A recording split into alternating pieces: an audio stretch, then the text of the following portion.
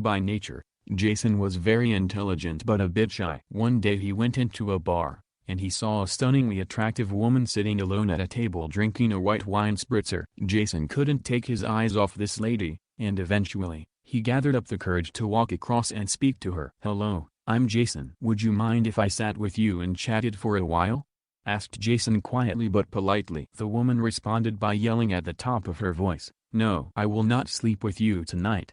Jason blushed, beetroot red with embarrassment, and everyone in the bar looked over to see what was going on. So he walked back over to the counter where he'd been sitting, reflecting on how he might have handled the situation and intending to leave the bar as soon as he'd finished his drink. However, a couple of minutes later, the attractive woman walked over to him and apologized. "I'm really sorry," she said. "I'm actually a Ph.D. student at Harvard and I'm researching how people respond in embarrassing situations." To which Jason responded, yelling loudly at the top of his voice, "What do you mean you charge $300 minimum?"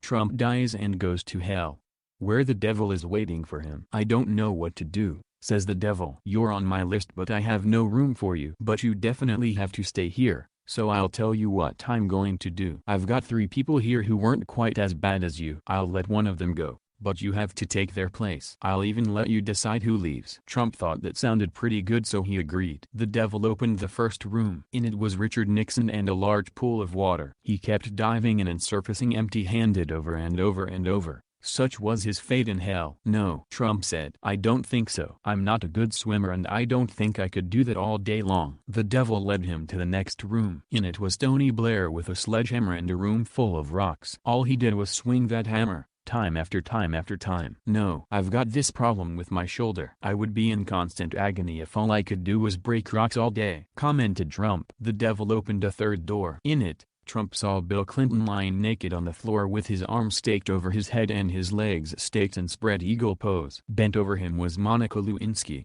doing what she does best. Trump looked at this in disbelief for a while and finally said, "Yeah, I can handle this." The devil smiled and said, "Monica, you're free to go." Why does KKK dress in all white? Because they celebrate their Southern heritage by wearing the colors of Confederate flag. How did Kim Kardashian tell her kid about her upcoming divorce with Kanye? North, things between West and I have gone south.